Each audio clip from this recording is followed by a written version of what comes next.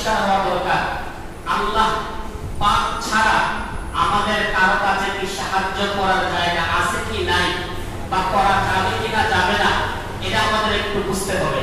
ওয়া ইয়াকা নাস্তাঈন, শুধুমাত্র আপনার কাছেই প্রার্থনা করি, এই কথাটা পূর্ণভাবে ইসলামের একটি সঠিক সিদ্ধান্ত আমরা পেয়ে গেলাম, আল্লাহর একটি ফতোয়া আমরা পেয়ে গেলাম।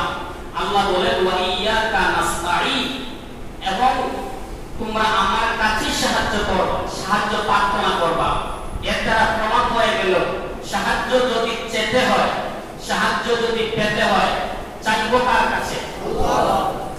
যদি পেতে হয় পাইবো কার কাছে? আল্লাহর কাছে। আমার ভাই, এই বিশ্বাসটা যদি অন্তরে না থাকে আপনি মুমিন হতে পারবেন না। এই বিশ্বাসটা আপনার অন্তরে থাকতে হবে যে আমি আল্লাহর কাছে সাহায্য চাওয়ার পরে আমার আল্লাহ আমাকে সাহায্য করবে। এই বিশ্বাসটি অন্তরে জায়গা দিতে হবে। যদি জায়গা দিতে না পারেন আপনি পরিপূর্ণ মুমিন হতে পারবেন না। প্রশ্ন হলো, হুজুর আমি আল্লাহর কাছে সাহায্য চাই 1 লক্ষ টাকা, কিন্তু আল্লাহ তো আমাকে দেয় না 1 লক্ষ টাকা। প্রশ্ন হলো, হুজুর আমি চাই আল্লাহর কাছে 5 তলা বিল্ডিং এর সাহায্য চাই, কিন্তু 5 তলা বিল্ডিং তো আল্লাহ আমাকে দেয় না। আপনার জীবনের এমন কোন দোয়া নাই যে দোয়াটা আল্লাহর কাছে মঞ্জুর হয় না। সুবহানাল্লাহ। পৃথিবীতে আপনি যত দোয়া করেছেন, আপনার লাইফ শুরু হওয়ার পর থেকে আজকের দিনের এই মুহূর্ত পর্যন্ত আপনি প্রকাশ্যে অপ্রকাশ্যে, মন থেকে মুখ থেকে যেখান থেকে দোয়া করেছেন সবগুলো দোয়া আল্লাহর কাছে কবুল হয়েছে। সুবহানাল্লাহ। প্রশ্ন হলো, হুজুর আমার দোয়া কবুল করছে তো আমার দিল না কেন? আল্লাহ তাআলার একটি নিয়ম আছে। আমরা জানি গাছ থেকে আম হয়, কি হয় ভাই? আম গাছে আম দেয় কিনা? কিন্তু গাছ কাটলে কি আম পাওয়া যাবে? কথা বলেন। আপনার যদি গাছ কাটেন আম পাওয়া যাবে না, পক্কা পাওয়া যাবে। লিচু গাছে লিচি দেয়, আপনি লিচু গাছ কাটলে কি পাওয়া যাবে? পক্কা পাওয়া যাবে, কাঠ পাওয়া যাবে। লিচু একটাও পাবেন না, লিচির বিচিও পাবেন না। আল্লাহ তাআলার প্রত্যেকটি কার্যকরী একটা নিয়ম আছে। আপনি 1 লক্ষ টাকা আল্লাহর কাছে সাহায্য চাইছেন, আপনি অসুস্থ, কোরআনের খতম করাইলেন, আপনি অসুস্থ, দোয়া ইউনুসের খতম করাইলেন, তাসবিহে জালালি পড়াইলেন, দুরুদের নারিয়া পড়াইলেন, আপনার জীবনে অনেক কিছু করলেন। ক্যান্সার থেকে, আলসার থেকে, ডায়াবেটিস থেকে, প্যারালাইসিস থেকে, অপারেশন থেকে মুক্তি থাকার জন্য দেখা যায় আল্লাহ আপনাকে সাহায্য করলো না, কিন্তু সাহায্য আপনি চাইছেন। কেন করলো না? তাফসীরের কিতাবের ভেতরে মুফাসসিরিনে কেরামগণ উল্লেখ করেন, অসুস্থ ব্যক্তি অসুস্থতার জন্য আল্লাহর কাছে চাওয়ার পরেও আল্লাহ সাহায্য করে না, এজন্য পরকালে তার মর্যাদা যেন আরো বর্ধিত হয়। সুবহানাল্লাহ। আপনি দেখবেন হাদিসের ভেতরে আছে, অসুস্থ ব্যক্তি যখন অসুস্থ হয়ে আল্লাহর কাছে প্রার্থনা করে তো তার দোয়াটা এমন ভাবে কবুল হয় আল্লাহ যেন তার কাছে আইসা তার দোয়াটা শুনেন। সুবহানাল্লাহ। তাহলে প্রত্যেকটি জিনিসেরই একটি তরতিব আছে, আল্লাহর কাছে নিয়ম আছে। সেই নিয়ম অনুযায়ী আল্লাহ তাআলা বান্দার দোয়াটা কবুল করেন। আপনি 1 লক্ষ টাকা চাওয়ার পরে আপনাকে আল্লাহ 1 লক্ষ টাকা দেয় নাই, কিন্তু আপনার স্ত্রীর অসুস্থ হলে, আপনার বাচ্চার অ্যাক্সিডেন্ট হলে, আপনার ক্যান্সার হলে আপনার 2 লক্ষ টাকার ক্ষতি হইতো। আপনাকে বিল্ডিং এর জন্য আল্লাহ 1 লক্ষ টাকা দেয় নাই, কিন্তু আপনার স্ত্রী বাচ্চা আপনাকে সুস্থ রেখে আল্লাহ আপনাকে 2 লক্ষ টাকার লাভ দিয়ে দিয়েছে, 2 লক্ষ টাকার উপকার করে দিয়েছে। সুবহানাল্লাহ। কি করে না? আল্লাহ করে কিনা? করে। ও হরহর করতেছে, আমি বুঝতেছি না, আপনি বুঝতেছেন না। হ্যাঁ, আপনি চাইছেন টাকা, আল্লাহ টাকা না দিয়ে উপকার করে দিতেছে। কারণ 1 লক্ষ টাকা দিলে আপনি ঘর বানাইতেন, বিল্ডিং বানাইতেন, 1 লক্ষ টাকা দিয়ে একটা কাজ করতেন। কিন্তু যদি আপনার স্ত্রী ডেলিভারি কেসে অপারেশন দরকার হয়, এখানে 50,000 টাকা চলে যাবে, 1 লক্ষ টাকা চলে যাবে। আপনার স্ত্রীর 1 লক্ষ টাকা অপারেশনে আল্লাহ বাঁচাইয়া দিয়েছে, তো 1 লক্ষ টাকা বাঁচাইয়া দিয়ে টাকা না দিলে কি হয়? কি হয় না? 1 লক্ষ টাকা বাঁচাইয়া দিয়ে টাকা না দিলে কি হয়? এজন্য আল্লাহ পাকের একটা সিস্টেম আছে সাহায্য করার। আমরা আল্লাহর কাছে ওই এইভাবে সাহায্য চাইব যে আল্লাহ আমাকে দিবেন, হয় সরাসরি দিবেন, না হয় প্রকাশ্য দিয়ে দিবেন। এটা বিশ্বাস থাকতে হবে। এই বিশ্বাস নিয়ে সাহায্য চাইতে হবে যে আমার আল্লাহ হয়তো আমাকে সরাসরিও দিতে পারে অথবা ইনডাইরেক্টও দিতে পারেন, তবে অবশ্যই দিবেন। আমার ভাই এখন আসে, আল্লাহ তাআলা যে পৃথিবীর বুকে মানুষকে সাহায্য করেছে এর দুই একটা উদাহরণ আপনাদেরকে আমি শোনাই। উদাহরণগুলো শুনলে আপনারা বুঝতে পারবেন যে আল্লাহ তাআলা সাহায্য করেন কি করেন না, এবং সাহায্য করার মতো শক্তি পাওয়ার আল্লাহর কাছে আছে কি নাই। আমি একটা উদাহরণ আপনাদেরকে দেই। তাফসীরের কিতাবের ভেতরে লেখা আছে, পূর্বকালের একটা পুরুষ লোকের নাম ছিল নাসুহা। বলেন তো লোকটার নাম কি ছিল? নাসুহা।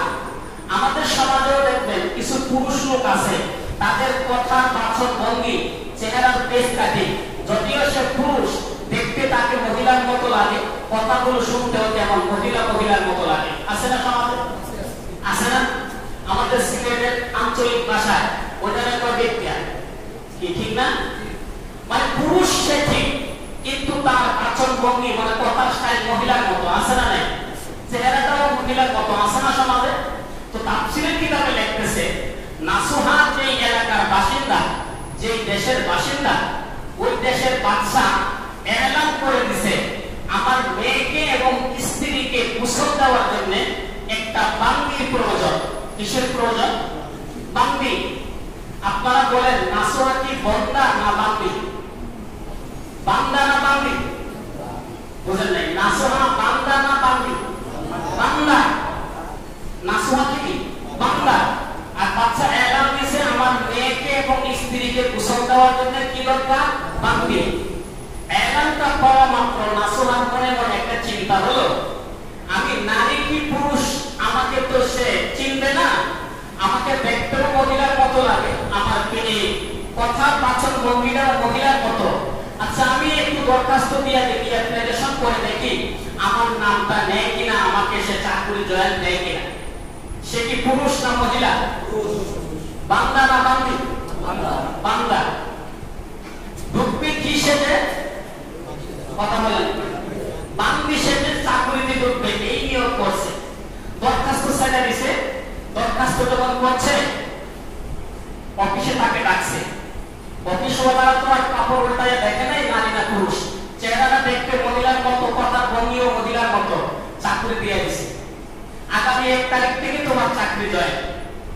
সে খুশিতে বাড়িতে আসছে। 1 তারিখ সকালবেলা চাকরি জয়েন করছে। সে বান্দা হয়ে ঢুকছে না বান্দি হয়ে ঢুকছে? আসলে সে বান্দা না বান্দি? বান্দা। আসলে বান্দা। ঢুকছে বান্দি হয়ে। সে যখন বাদশার মেয়েকে এবং স্ত্রীকে বিবস্ত্র করে গোসল দেওয়া শুরু করছে, এরকম করতে করতে 2-4টা বছর অতিবাহিত হয়ে গেল। আল্লাহ তাআলা আসমানের মালিক বড় ধৈর্যশীল। যেই দিন আল্লাহ তাআলা ধৈর্যের সীমা পার হয়ে যায়, ধৈর্যের সীমা ক্রস করে ফেলে, সেই দিন আল্লাহ আর বান্দাকে রেহাই দেয় না। কত মানুষ এই দুনিয়াতে ছিল, অন্যায় অবিচার করতে করতে যখন সহ্যের বাহিরে, দরজার বাহিরে চলে গেছে, তখন আল্লাহ তাআলা তাদেরকে অপদস্থ আর লাঞ্ছিত করে দুনিয়া থেকে বিদায় করছে। কথা বলেন ঠিক কিনা?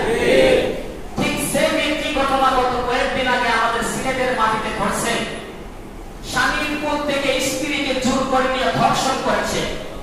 ইতিহাসের পাতায় সিলেটের খুব পবিত্র মাটিকে তারা কলঙ্কিত করেছে। কথা বলেন ঠিক কিনা? কত খারাপ কথা!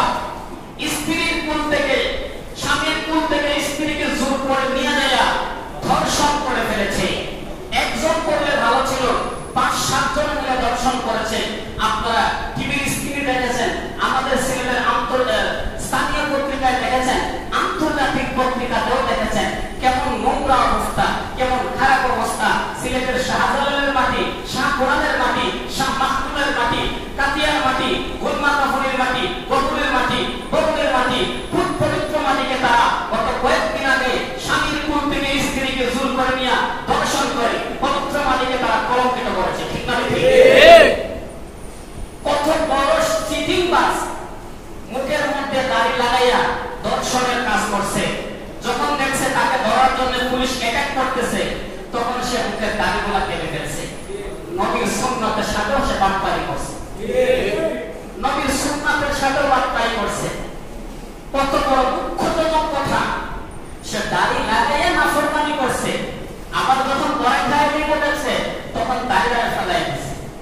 আল্লাহ আমাদের এই সিগারেটের মাটিকে তুমি হিফাজত করো দর্শন থেকে, আল্লাহুম্মা আমিন। আমার ভাই নাসুহার চাকরি হয়ে গেল। একদিন, দুই দিন, তিন দিন, 3 বছর পর্যন্ত নাসুহা বাদশার মেয়েকে এবং স্ত্রীকে বিভৎস করে মুসল দেওয়া শুরু করে দিয়েছে। 800 মালিক সহ্য করতে পারে নাই। একদিন নাসুহার উপরে বিপদ নেমে আসলো। খবর চলে গেল গতকাল থেকে বাদশার মেয়ের গলার হাত পাওয়া যায় না। বাদশা এলান দিয়েছে, আমার রাজ্যের যত বান্দি আছে সবগুলো বান্দিকে একটা কক্ষের ভেতরে নিয়ে যাইবা। কক্ষের ভিতরে নিয়ে যাইয়া প্রত্যেকটা বান্দিকে বিবস্ত্র করে উলঙ্গ করে চেক করে দেখবা আমি বাদশার মেয়ে, আমার বাদশার মেয়ের হার কারো কাছে আছে কিনা। এলাকা পাওয়া মাত্রই জল্লাদেরা সৈন্যরা ওই রাস্তার ভেতরে বাদশার সেই ভবনের ভেতরে যত বাকি ছিল সবাইকে একটা কক্ষের ভেতরে নিয়ে গেছে। যারা বুঝেছেন আগের কথাগুলো সুন্দর করে জবাব দিবেন। রাজ্যের সব বান্দিরা যদি একটা কক্ষের ভেতরে ঢুকে, নাসুহা নামক পুরুষ লোকটা কক্ষের ভেতরে ঢোকা লাগবে কি লাগবে না? কারণ যদিও সে পুরুষ, নাম দিয়েছে মহিলা, মহিলার নাম দিয়ে সে ঢুকছে বাদশার চাকরিতে। নাসুহা ওই কক্ষের ভেতরে ঢুকছে, ওইদিকে সৈন্যরা চেক শুরু করে দিয়েছে। বাদশার মেয়ের গলার হার পাওয়া যায় না, কার কাছে গলার হার আছে খুঁজবে। বান্দিগুলাকে একটা একটা করে বিবস্ত্র করে করে চেক করা শুরু করে দিয়েছে। আমার ভাইরা রে, চেক যখন শুরু হয়ে গেছে ওইদিকে তো নাসুহার ভেতরে 12টা বাজতেছে। আমি নাসুহাকে চেক করার পর আমার কাছে বাদশার মেয়ের হার পাওয়া যাবে না। আমাকে চেক করার পর বাদশার মেয়ের সন্তান হার পাওয়া যাবে না। তবে যদি আমাকে চেক করা হয়, বিবস্ত্র করা হয়, একটা জিনিস আমার মধ্যে পাওয়া যাবে, আমি নারী না পুরুষ, বান্দা না বান্দি, বিবস্ত্র করলে কি প্রমাণ হয়ে যাবে? ঠিক না? বিবস্ত্র করলে প্রমাণ হয়ে যাবে আর কি নারী নাকি পুরুষ। এমনকি বর্তমানে মাত্র 5 জন লোক বাকি আছে, তারপরে নাসুহার পালা। নাসুহাকে চেক করলে নাসুহার কাছে বাদশার মেয়ের হাত পাওয়া যাবে না, কথা সত্য, কিন্তু একটা প্রমাণ পাওয়া যাবে, বাদশার মেয়েকে যে বান্দি গোসল দিয়েছে সে আসলে বান্দি না, আসলে সে বান্দা। আমার ভাইরা রে, 5 জন লোক বাকি আছে। লোকটা আল্লাহর কাছে হাত বাড়ায় দোয়া করে, আল্লাহ আমি অন্যায় করেছি, অপরাধ করেছি, মালিক রে আমি বান্দা হইয়া বান্দি সেজেছি, আমি পুরুষ হইয়া নারী সেজেছি। বাদশার মেয়েকে আর স্ত্রীকে বিভস্ত্র করে গোসল দিয়েছে। আল্লাহ আমি পাপ করেছি, অন্যায় করেছি, নাফরমানি করেছি। এই মুহূর্তে আমার সামনে আর 5 জন লোক আছে, এই 5 জনের পর আমার সিরিয়াল চলে আসবে। মালিক যদি আমাকে তুমি সাহায্য না করো, এই পৃথিবীর কেউ আমাকে সাহায্য করতে পারবে না। 800 ওয়ালা মালিক তার কাছে সাড়া দিল না। লোকটা যার যার করে চোখের পানি ছেড়ে আর কান্দে, আল্লাহ আমি এখন কি করব? আমাকে চেক করা হলে বাদশার মেয়ের হার পাওয়া যাবে না, তবে আমার কাছে একটা জিনিস পাওয়া যাবে, আমি নারী না পুরুষ, বান্দা না বান্দি প্রমাণ হয়ে যাবে। আর ওই দেশের বাদশার আইন ছিল করা, যদি মারাত্মক অপরাধে কাউকে পাওয়া হইতো সাথে সাথে হত্যা করে দেওয়া হইতো। লোকটা ডাক দিয়ে কয়, মালিক রে আমি কান্দামা খাইলাম, জীবনে আর এই বাদশার দরবারে থাকবো না। এই বাদশার দরবার ছেড়ে আমি দূরে দূরে চলে যাব, দূর দেশে চলে যাব, জীবনে আর বাদশারে এখানে থাকবো না। আল্লাহ তুমি আজকের বিপদ থেকে আমার উদ্ধার করো, আমার সাহায্য করো। লোকটা যখন চোখের পানি ছাইরা খালিস নিয়তে তওবা করে ফেলছে, আরশের মালিক তার দোয়াটা কবুল করে দিয়েছে। আমার ভাইরা, আল্লাহ বলেন, এ নাসুহা তুই যেহেতু চোখের পানি ছেড়ে দিয়া আমি মালিকের কাছে সিলিন্ডার হয়ে গেছস, আমি মালিক তোকে এখন বিপদ থেকে বাঁচাইয়া দিব। আমার সাহায্য ছাড়া আর কারো সাহায্য তুই তলব করবি না। আল্লাহ কিভাবে সাহায্য করলো? ফেরেশতা ফেরেশতাদের মধ্য থেকে একটা ফেরেশতাকে বলল, তুমি কিন্তু এখন আর ফেরেশতা থাকতে পারবে না, তুমি এখন পাখি হইয়া যাইতে হবে। সুবহানাল্লাহ। এই ফেরেশতা তুমি পাখি হইয়া বাদশা রাজভবনের উপরে ছাদের মধ্যে যাইবা। বাদশা রাজভবনের ছাদের মধ্যে গিয়ে দেখবা একটা স্বর্ণের হার পড়ে আছে। গতকাল বাদশার মেয়ে তার বান্ধবীর সাথে পাশা খেলা খেলতেছিল। বান্ধবীদের সাথে পাশা খেলা খেলার সময় বান্ধবীদের ডাকায় বাদশার মেয়ের হাত পড়ে গেছিল। বাদশার মেয়ে টের পায় নাই, খবর ছিল না। ও আমার ফেরেশতা রে, তুই পাখি হইয়া ওই বাদশার ভবনের ছাদ থেকে স্বর্ণের হাতটা তোর মুখের মধ্যে দিয়া বাদশার সামনে ফেলে আসবি। সুবহানাল্লাহ।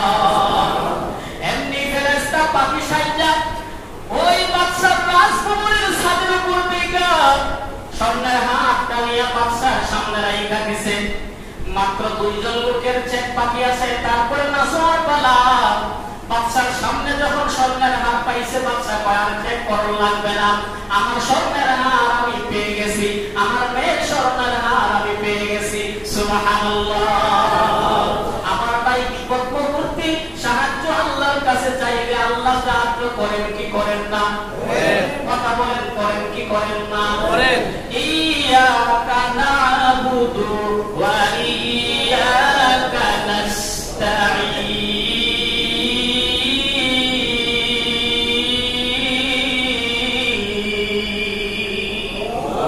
একমাত্র সাহায্যকারী কে? আল্লাহ। আর জোরে বলেন কে? আল্লাহ। আমার বাইরের ইতিহাস থেকে আমরা তালাশ করি, হযরত মুসা কালিমুল্লাহ যখন নীল দরিয়ার পাশে গেছিল, সামনে পানি পেছনে শত্রু, ওই সময় হযরত মুসা সাহায্য কার কাছে চাইছিল? আল্লাহ। কার কাছে চাইছিল? আল্লাহ সাহায্য কইরা নদীর মধ্যে রাস্তা বানায়া দিছিল কি দিছিল না? হযরত ইব্রাহিম পয়গম্বরকে আগুনে নিক্ষেপ করবে, এই সময় ইব্রাহিম পয়গম্বর কার সাহায্য চাইছিলেন? আল্লাহ। যদি নবীদেরকে আল্লাহ সাহায্য করে থাকে, ওইদেরকে আল্লাহ সাহায্য করে থাকে, বিশ্বাস রাখতে হবে আমাকে আপনাকেও আল্লাহ সাহায্য করবে, ঠিক কি না? ওয়াল্লাযীনা মাআহু, আল্লাহ তাআলা সর্বদা আমার সাথে আছে। আমার প্রকাশ্য বিষয় আল্লাহ জানে, অপ্রকাশ্য বিষয়টাও আল্লাহ জানে। আমি যদি খালিস দিলে আমার আল্লাহর কাছে সাহায্য চাই, আমার আল্লাহই আমাকে সাহায্য করবে। আল্লাহ থেকে উত্তম সাহায্যকারী পৃথিবীর বুকে আর কেউ নাই, ঠিক কি না? এই পৃথিবীর বুকে আল্লাহ থেকে উত্তম সাহায্যকারী আর কেউ নাই। একমাত্র উত্তম সাহায্যকারী কে? আল্লাহ। আল্লাহর নামটা ভক্তির সাথে শ্রদ্ধার সাথে পুষ্পটিতভাবে বলেন আল্লাহ। আল্লাহর একটা ডাক দেন তো জোরে, আল্লাহ। বলেন আল্লাহ। আমার আল্লাহ বলে, বান্দারে তুই জমিনের ভিতরে থাইকা একবার যদি আমি আল্লাহকে আল্লাহ করে ডাক দেস, তো একবারে আল্লাহ শব্দের আওয়াজে আমি আল্লাহ ৭০ বার জবাব দিতে থাকি। এই জন্য আবার আমরা বলি আল্লাহ। আমার ভাইরা রে, আরেকটা উদাহরণ আপনাদেরকে হাদিসের পাতা থেকে শোনাইতেছি। আল্লাহ যে সাহায্য করনেওয়ালা, আল্লাহ যে বান্দাকে অবশ্যই সাহায্য করেন। কঠিন বিপদে আপনি পড়বেন, আল্লাহর কাছে সাহায্য চাইবেন, আল্লাহই সাহায্য করতে পারে। কষ্ট করতে পারেন, হুজুর আমি অসুস্থ হলে ডাক্তারের কাছে চাই, ডাক্তারের সাহায্য চাই, ডাক্তার আমাকে ভালো করে দেয়। না না না না না না, এই পৃথিবীর বুকে এমন কোন ডাক্তার নাই যে ডাক্তার তার ক্যাপাসিটিতে, তার শক্তিতে, তার অভিজ্ঞতাতে, তার যোগ্যতার বলে আপনাকে ভালো করবে। ডাক্তারের চিকিৎসায় যদি আপনি ভালো হন, মনে করে দেন এটা আল্লাহর হুকুমে, ডাক্তারের অনুগ্রহে, আল্লাহর হুকুমে, ডাক্তারের মাধ্যমে আল্লাহ আপনাকে ভালো করেছে। কথা বলেন ঠিক কি না? যদি বলেন ডাক্তার ভালো করেছে, ভুল হবে। ডাক্তার ভালো করছে আমাকে বললে ভুল হবে। আল্লাহর হুকুমে ডাক্তারের উসিলা আমি ভালো হয়েছে। কেমনে বলবো? আল্লাহর উসিলা ডাক্তারের, আল্লাহর হুকুমে ডাক্তারের উসিলা আমি কি হইছি? ভালো হইছি। আমরা তো সরাসরি করে ফেলি যে ডাক্তারের কাছে গেছিলাম, ডাক্তার খুব ভালো, আমার ভালো করে দিয়েছে। আরে না, কে বলছে আপনাকে? ভালো করার মালিক একমাত্র কে? আল্লাহ। আল্লাহ ভালো করে দিয়েছে। যদি আপনাকে আল্লাহ ভালো না করতো, এই দেশের মধ্যে যখন করোনা শুরু হয়েছিল, কত ডাক্তার মরে শেষ না? কথা বলেন, কত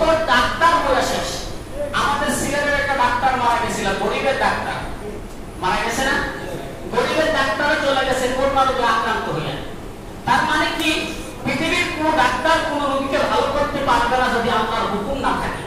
আল্লাহর যদি হুকুম থাকে তাহলে সে ভালো হতে পারবে। আমাদের সমাজের মানুষের অবস্থা হলো আগে ডাক্তারের কাছে যাবে, সিলেটের চিকিৎসা শেষ করে ঢাকায় যাবে, ঢাকার চিকিৎসা শেষ করার পর যখন ইন্ডিয়ার চিকিৎসার জন্য যাবে মাদ্রাসায় যাওয়ার 2 দিন আগে তাসবির খতম দেবে। কয়দিন আগে? 2 দিন আগে। হুজুর সিলেটের চিকিৎসার কাছে কাজ হয় নাই, আমরা যাইতেছি মাদ্রাসায়, কালকে 2 দিন পরে ফ্লাইট হবে আমাদের। না, সিস্টেমটা হলো আপনি অসুস্থ হওয়ার সাথে সাথে আগে আপনি 2 রাকাত সালাতুল হাজত পড়বেন। এরপরে যদি আপনার অসুস্থ হয়ে যান বেশি, সুস্থতার জন্য কোরআনের খতম দিবেন, তাসবির খতম দিবেন, এরপরে ডাক্তারের কাছে যাবেন। আমরা করে উল্টা, আগে ডাক্তারের কাছে যাই, এরপরে আসি কোরআনের কাছে। ঠিক না? আমরা আগে যাব কোরআনের কাছে, এরপরে যাব ডাক্তারের কাছে। পারবো না ইনশাআল্লাহ?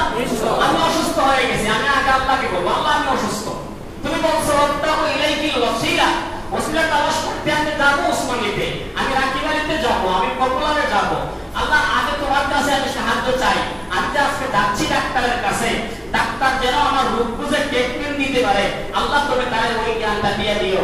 আপনার জন্য দোয়া করলেন, সুস্থতার জন্য দোয়া করলেন, ডাক্তারের জন্য দোয়া করলেন, এরপরে ওষুধ খাইলে আল্লাহ আপনাকে ভালো করবে। কথা বলে ঠিক না? আমার ভাইরা খুব খেয়াল করে শুনেন, আল্লাহ তাআলা বলেন ওয়া ইয়াকা নাস্তাঈন, শুধুমাত্র তোমরা আমার কাছে প্রার্থনা করো এবং করবে। আমরা একমাত্র যদি আল্লাহর কাছে সাহায্য চাইতে পারি আমাদের জীবনের মোড় ঘুরে যাবে।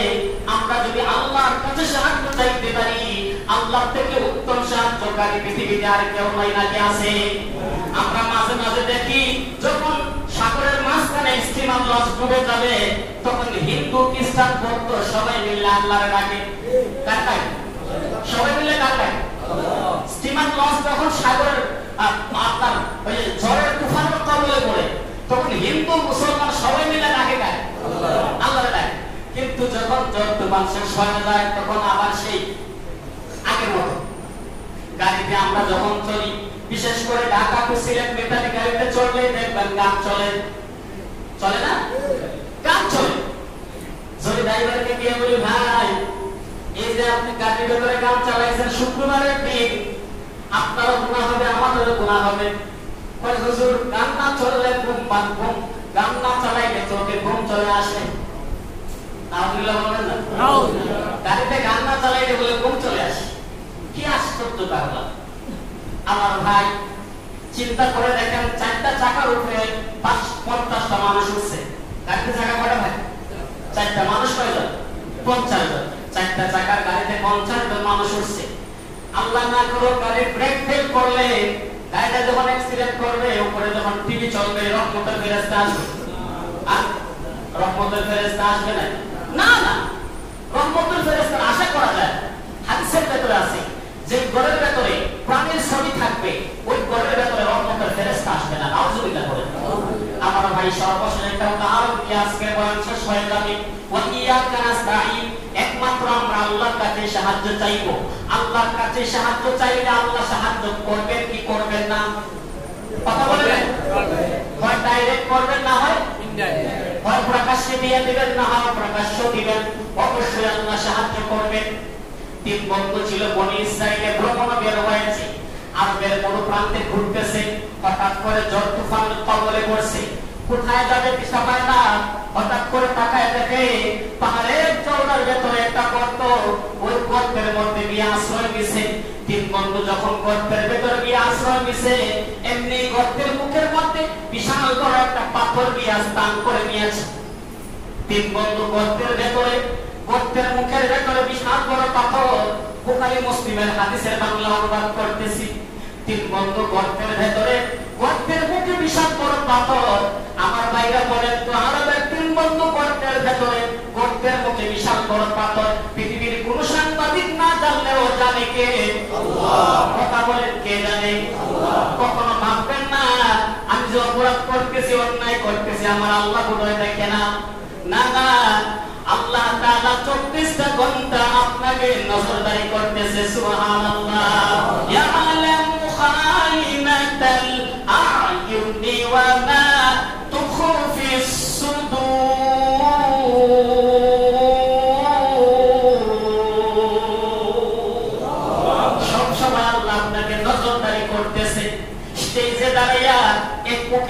উকিলকে চোখ টিপ দেয় কি দেয় না?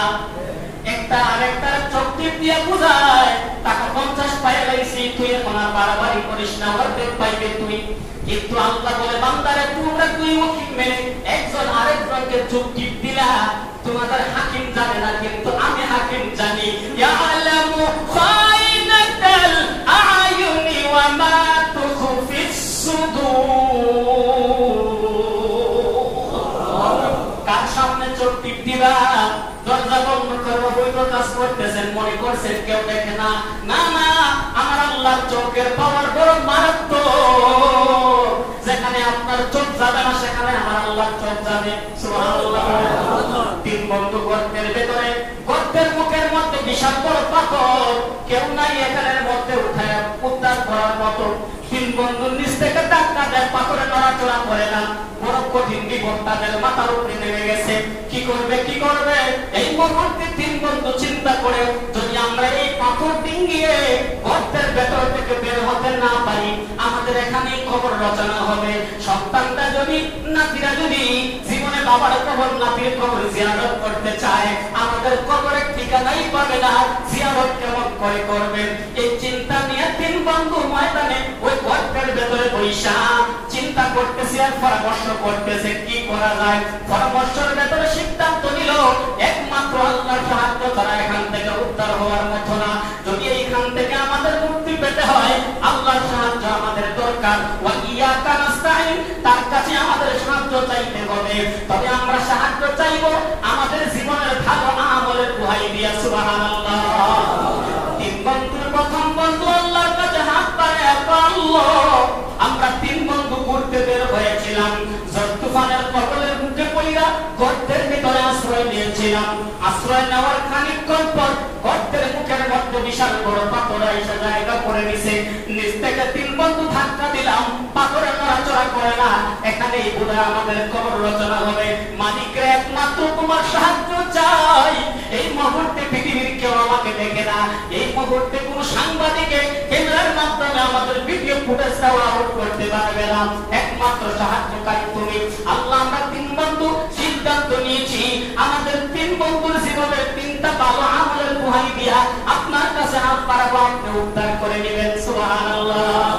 প্রথম বন্ধু আল্লাহর কাছে হাত বাড়ায়, আল্লাহ আমি আমার জীবনে ভালো কোনো আমল করতে পারি নাই, তবে একটা আমলের কথা আমার মনে পড়ে।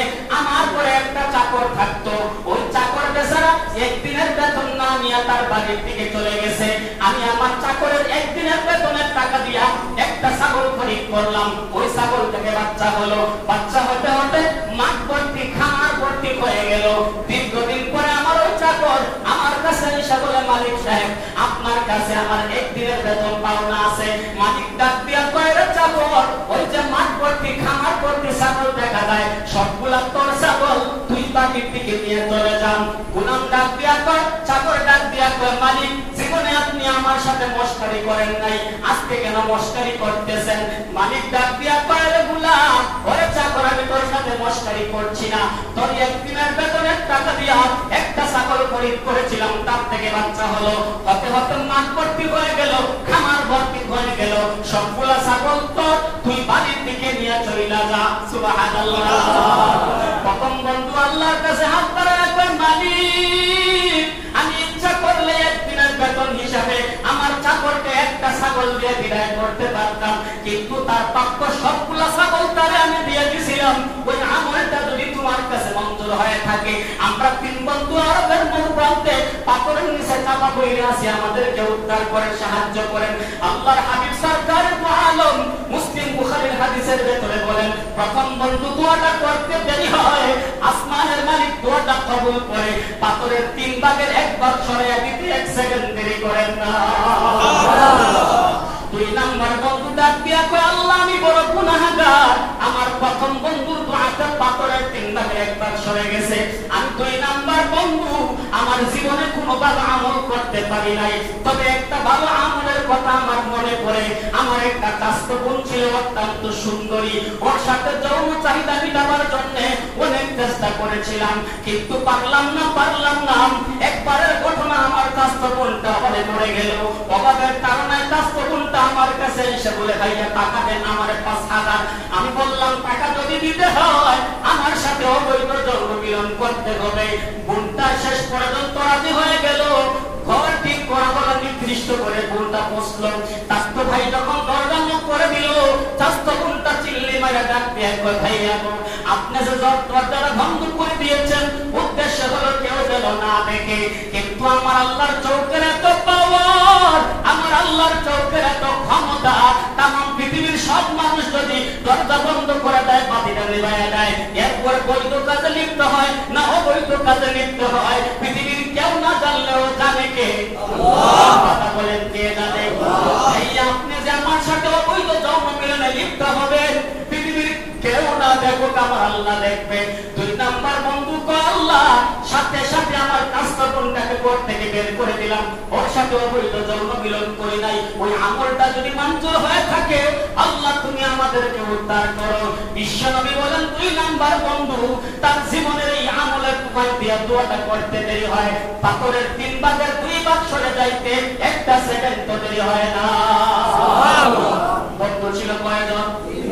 কয় ভাগ শেষ? 2 ভাগ শেষ। বন্ধু 3 নাম্বার বন্ধু আল্লাহর কাছে কয়, আল্লাহ আমার অতীতের 2 বন্ধুর দোয়াতে আপনি পাথরের 2 ভাগ সরাইয়া দিয়েছেন, আমি বন্ধু বাকি আছে একটা, পাথরের অংশ বাকি আছে একটা। আল্লাহ আমি আমার জীবনে কোনো ভালো আমল করতে পারি নাই, তবে একটা ভালো আমলের দোহাই দিয়া তোমার কাছে আমি সাহায্য প্রার্থনা করি। আমার ঘরে আমার একটা বৃদ্ধা মা আছে, আমার দৈনিক দিনের নিয়ম ছিল আমার মাকে খানা না খাওয়াইয়া আমার সন্তানগুলোকে খানা খাওয়াইতাম না। একবারের ঘটনা, বাজার সদাই করে ঘরে আসলাম, রান্না হওয়ার পরে মায়ের কাছে খাবার নিয়ে গেলাম, মায়ের কক্ষের ভেতরে ঢুইকা দেখি মায়ের চোখের মধ্যে ঘুম চলে আসছে। মাকে ডাক না দিয়া খাবারের প্লেটটা নিয়া মায়ের শিয়রের পাশে দাঁড়ায় লইলাম। ওই দিকে আমার ছোট্ট বাচ্চারা আমার পায়ে ধরে লুটে গুটো খায় আর কয়, আব্বা টাকা, আব্বা খাবার দেন, খাবার দেন, খাবার দেন।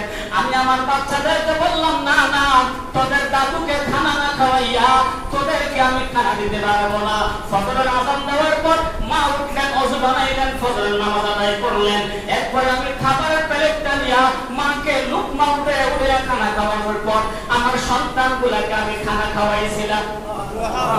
ও আল্লাহ, আমি 3 নাম্বার বন্ধুর এই আমলটা যদি আপনার কাছে মঞ্জুর হয়, আপনি আমাদেরকে সাহায্য করেন, আমাদেরকে সাহায্য করে আমাদেরকে বিপদ মুক্ত করে দেন।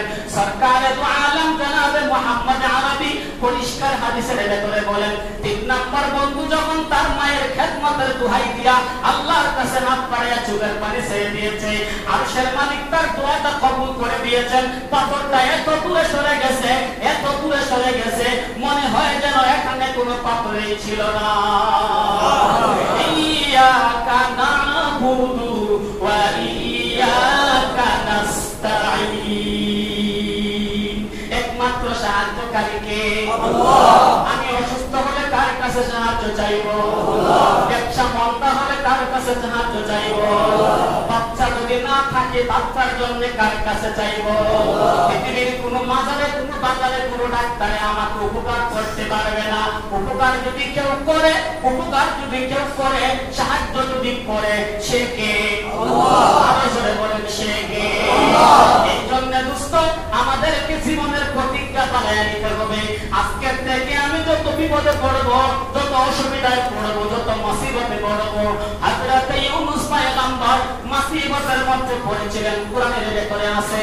আল্লাহর হাবিব সাল্লাল্লাহু আলাইহি ওয়াসাল্লাম সে আমলটা করতেন। ওয়াজান্নুনি যাহাবা মুকাযিবান ফাযান্না আল্লা ইয়াকদির আলাইহি ফানাদা ফিজ যুলুমাতি আল্লা ইলাহা ইল্লা আনতা সুবহানাকা ইন্নী কুনতু মিনাজ জালিমিন। মুসা নবী যখন মাছের পেটে ঢুকে গেছে তখন বলে, ওয়াজান্নুনি যাহাবা মুকাযিবান ফাযান্না আল্লা ইয়াকদির আলাইহি আল্লা ইলাহা ইল্লা আনতা সুবহানাকা ইন্নী কুনতু মিনাজ জালিমিন। লা ইলাহা ইল্লা আনতা বলেন হযরত ইউনূস পয়গম্বর কারে ডাকছিল? নবীরা যদি বিপদে পড়ে আল্লাহরে ডাকে, আমার মতো আপনার মতো গলিমত দিয়ে চলে মধ্যে বিপদে পড়লে আল্লাহকে ডাকন লাগবে না? কথা বলেন না কেন? অবশ্যই লাগবে। আমাদের জীবনের আজকের থেকে প্রতিজ্ঞা, ওয়া ইয়াকা বলি বলবো কাকে? আল্লাহ। একটা কথা আছে আমি আপনাদের পরিষ্কার করে বলি, যেমন আপনার আমার ব্যক্তিগত এমন কিছু কথা আছে বন্ধুকে শেয়ার করা যায় না, স্ত্রীকে শেয়ার করা যায় না, বাবা মাকে শেয়ার করা যায় না, কিন্তু পৃথিবীর মুখে এমন কোন কথা নাই যে কথা আল্লাহর সাথে শেয়ার করা যায় না। সুবহানাল্লাহ। আল্লাহর সাথে শেয়ার করতে পারবেন, গোপনেও পারবেন, প্রকাশ্যেও পারবেন, সব সময় শেয়ার করতে পারবেন। আল্লাহ তাআলা আমাদেরকে ওয়া ইয়াকা নাস্তাঈন, একমাত্র আল্লাহর কাছে সাহায্য প্রার্থনা করার তৌফিক দান করুন। আমিন। আগামী জুমাতে ইনশাআল্লাহ ইহদিনাস সিরাতাল মুস্তাকিমের তাফসীর হবে। আল্লাহ তাআলা আমাদের তৌফিক দান করুন। আমিন বলেন। আমিন। আমাদের মসজিদের সম্মানিত মুতাওয়াল্লি সাহেবের জামাতা কানাডা প্রবাসী, উনি অসুস্থ। মুতাওয়াল্লি সাহেব দোয়া চাইছেন, ওনার জন্য আমরা দোয়া করি। আরো অনেকেই অসুস্থ, দোয়া চাইছেন। আমরা দেশ বিদেশে প্রবাসে দূরে কাছে আমাদের যত বন্ধুরা আছেন সবার জন্য আমরা দোয়া করব। ঠিক আছে না ইনশাআল্লাহ? আলহামদুলিল্লাহি রাব্বিল আলামিন ওয়াল আকিবাতু লিল মুত্তাকিন ওয়াসসালাতু ওয়াসসালামু আলা সাইয়্যিদিল আমবিয়াই ওয়াল মুরসালিন রাব্বিরহামহুমা কামা রাব্বায়ানি সগীরা। সকলে পড়ি রাব্বিরহামহুমা কামা রাব্বায়ানি সগীরা। আয় খোদায়ে পাকে রহমান রহিম, আয় খোদায়ে পাকে রহমান রহিম, আপনি হাজাত ওয়াহাবু করিম। আয় খোদা বন্দায়ে মাগরিফতা, বন্দায়ে মালা চরা কর দি জুদা। আসমানের মালিক, জমিনের মালিক, কুল কায়নাতের মালিক আল্লাহ। পবিত্র জুমার দিনে সালাতুল জুমার মুহূর্তে বাবার বয়সী মুরব্বিদেরকে নিয়ে, নওজোয়ান যুবক ভাইদেরকে নিয়ে, পর্দানিশীন মা বোনদেরকে নিয়ে, ব্যবসায়ী বন্ধুদেরকে নিয়ে, চাকরিজীবী বন্ধুদেরকে নিয়ে, কচি কচি মাসুম বাচ্চাদেরকে নিয়ে মক্কা মদিনায় হজ করেছেন, কাবার কিলাফে ধরেছেন, চৌকাতে ধরেছেন, সাফা মারওয়ায় পুরা রাকাত পড়েছেন। আল্লাহ আপনার নবীর রওজার সামনে দাঁড়িয়ে সালাত সালাম করেছেন এমন মানুষদেরকে নিয়ে হাত বাড়াইলাম। আল্লাহ তুমি আমাদের জিন্দেগীর तमाम গুনাহগুলো maaf করে দাও। আল্লাহ ও আল্লাহ, জীবনের প্রথম মুনাজাত করলাম হে আল্লাহ, আজকের মুনাজাত জীবনের শেষ মুনাজাত মনে করে হাত বাড়াইলাম হে আল্লাহ। আল্লাহ আমাদের জীবনের গুনাহ মাফ না করাইয়া তোমার ঘর থেকে আমাদের কারো কদম বাড়ি থেকে উঠাইও না। ও মালিক, তোমার কোরআনে তুমি বড় সুন্দর করে বলেছো, লা তাকুনাতু মির রাহমাতিল্লাহ ইন্নাল্লাহা ইয়াগফিরুয যুনুবা জামিআ। আল্লাহ তুমি তো বলছো বান্দা যত অন্যায় করো, অপরাধ করো, নাফরমানি করো, শয়তানের দুকায় পড়ে যত কিছু করেছো, লা তাকুনাতু মির রাহমাতিল্লাহ, আমার রহমত থেকে তুমি নৈরাশ হইয়া যাইও না। ওরে আল্লাহ, তোমার রহমতের আশা নিয়া আসামির বেশে আমার প্রিয় মুসল্লিদেরকে নিয়ে হাত বাড়াইলাম। আল্লাহ আমার সকল মুসল্লিদেরকে মাফ করো, আমাকেও মাফ করিয়া দাও। যাদেরকে নিয়ে হাত বাড়াইলাম জানি না কার মা নাই, কার বাবা দুনিয়ার ভেতরে নাই, কার বাবা জানি জীবনে আর কোনোদিন সন্তান করে ডাক দিবে না, কার মা জানি সন্তানের মাথায় আর হাত বোলাবে না, কার মোবাইলে জানি মায়ের মোবাইল থেকে কল ঢুকে না, কার মোবাইলে জানি বাবার মোবাইল থেকে আর জীবনে কল ঢুকবে না। আল্লাহ রে, বাবা মা করা কত যুবক, কত মুসল্লিরা হাত বাড়াইছে। আল্লাহ বাবা হারা মা হারা সন্তানদের বাবা মায়ের কবরটা সুখের ঘর বানায়া দাও। আল্লাহ আমার বাবা কপাল পুরা কত মুসল্লি আছে, আমার দাদা নাই, দাদি নাই, নানা নাই, নানি নাই, বড় কষ্টে আছি রে আল্লাহ। জন্মের পরে দাদা দেখতে পারি নাই, নানা দেখতে পারি নাই, নানি দেখতে পারি নাই। আল্লাহ কত আদর করেছেন আমার দাদু, এরকম কত ভাই আছে এখানে, তাম পৃথিবীর দাদিরা নাতিরে মহব্বত দাদারা নাতিরে মহব্বত করে, নানিরা নাতিরে মহব্বত করে, নানারা নাতিকে মহব্বত করে। আল্লাহ আমাদের যত ভাইবে দাদা নাই দাদি নাই, আল্লাহ কবর থেকে তারা আমাদের হাতের দিকে তাকায় আছে। আল্লাহ তুমি আমাদের নানা নানি দাদা দাদির কবর জান্নাতের বাগান বানায় দাও। মালিক এই মুহূর্তে লন্ডন, আমেরিকায়, জাপান, জার্মান, অস্ট্রেলিয়ায়, পৃথিবীর যে কান্ট্রিতে আমাদের যে ভাইরা অবস্থান করতেছেন, মোবাইল ফোন করলে দূরের খবরটা আমরা নিতে পারবো, হাজার মাইল দূরের খবর আমরা নিতে পারবো।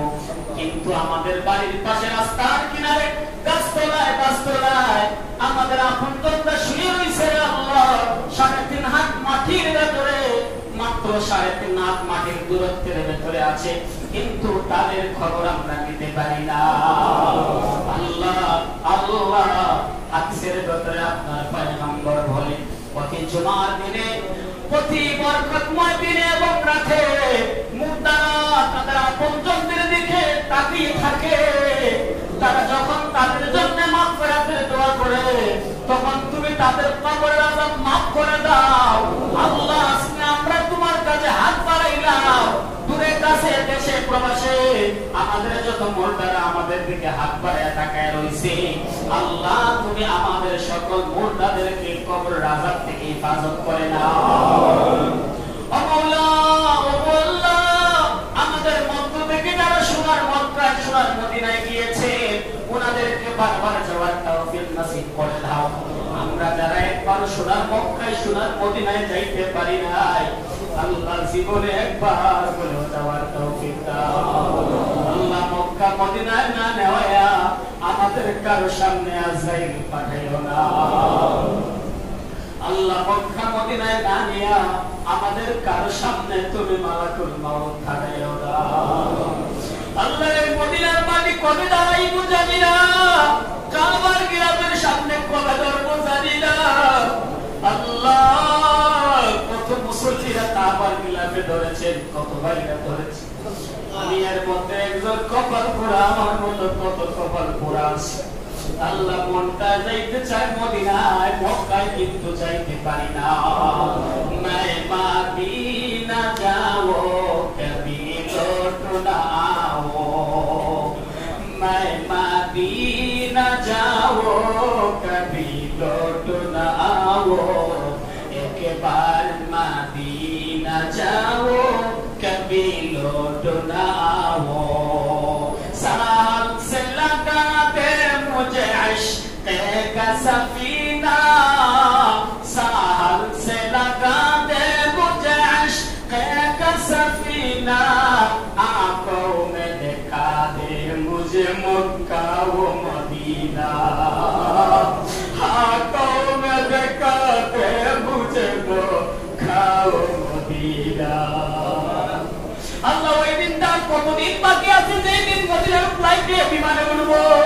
আল্লাহ ওই দিনটা কতদিন বাকি আছে, যেই দিন কাবার জিয়ারতের উদ্দেশ্যে বিমানে চড়বো। আল্লাহ এই দিনটা আমাদের একেবারে কাছাকাছি করিয়া দেন। আল্লাহ এই দিনটা আমাদের একেবারে কাছাকাছি করিয়া দেন। আল্লাহ যে ভাইরা কাবায় গেছে, মদিনায় গেছে, এদেরকে প্রত্যেক বছর যাওয়ার তৌফিক দাও। ও আল্লাহ, ও আল্লাহ, ও আল্লাহ, আজকে পবিত্র জুমার দিনে তোমাকে বলতেছি, আল্লাহ আমাদের বাংলাদেশের উপরে রহমতের হাওয়া চালু করে দাও। আল্লাহ আমাদের বাংলাদেশের উপরে রহমতের হাওয়া চালু করে দাও। আল্লাহ বাংলাদেশের খাদ্যদ্রব্যের দাম বড় চওড়া, আল্লাহ গরিবরা বড় কষ্ট করে বাজার সদাই করে, তুমি তাদেরকে হেফাজত করো, তাদের উপরে রহম করো আল্লাহ। আল্লাহ খাদ্যদ্রব্যের মূল্যগুলো তুমি আল্লাহ খাদ্যদ্রব্যের মূল্য তুমি নরমাল করে দাও, মানুষরা যেন কিনে খাইতে পারে। মাছের বাজারে আগুন, তরকারির বাজারে আগুন, চওড়া দামে মানুষ কিনে। আল্লাহ তুমি বাজার সদাই গুলারে মানুষের জন্য সস্তা করে দাও।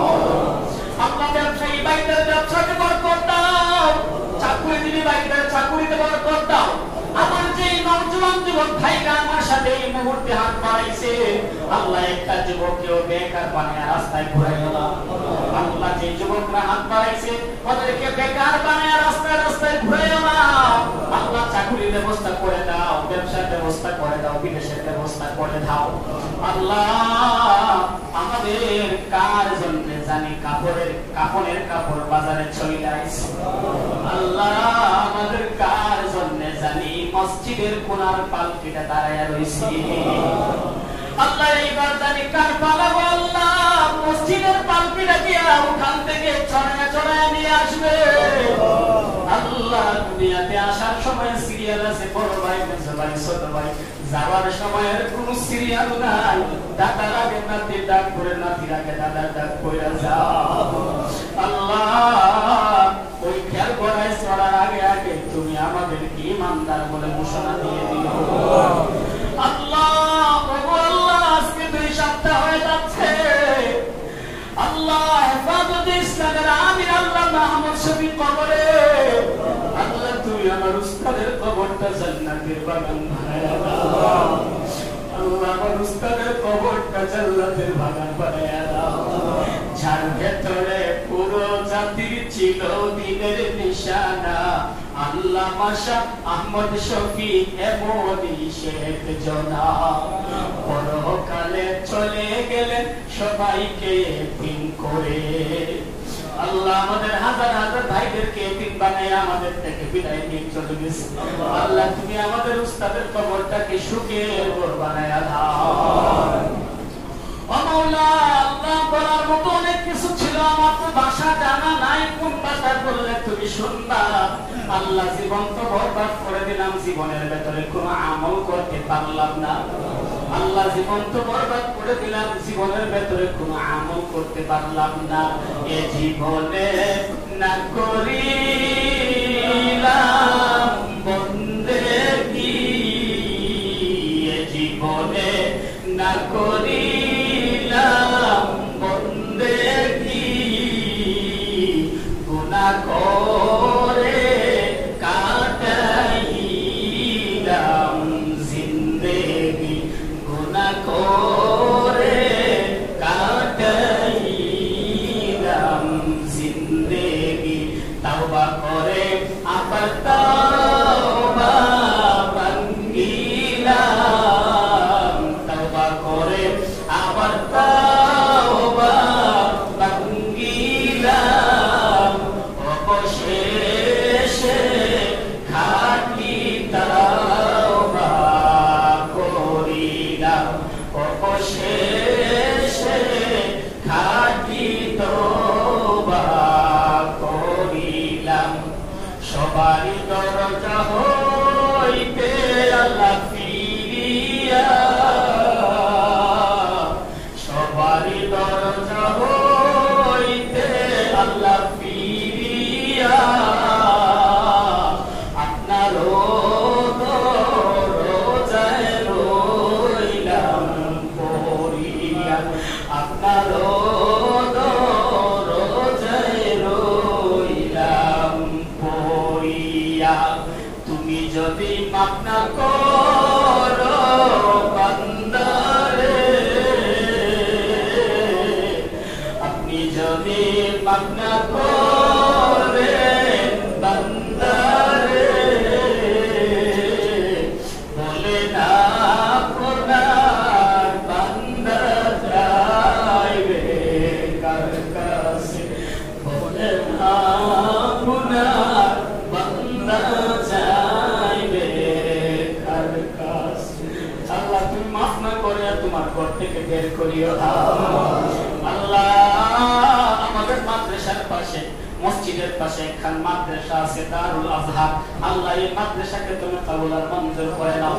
আল্লাহ আজকের জুমাতে জুমা পড়তে একজন নতুন পড়ে এসেছেন, আল্লাহ তার দাম্পত্য জীবন সুখময় করে দাও। আল্লাহ মুতাল্লি সাহেবের জামাতা কানাডার অসুস্থ, আল্লাহ শিফা দান করো। আল্লাহ যার যে সমস্যা আছে সব সমস্যাগুলো সমাধান করে দাও। তাকাব্বাল মিন্না ইন্নাকা আনতাস সামিউল আলিম ওয়া তুব আলাইনা ইন্নাকা আনতাত তাওয়াবুর রহিম। আমিন বিরহমাতিকা ইয়া আরহাম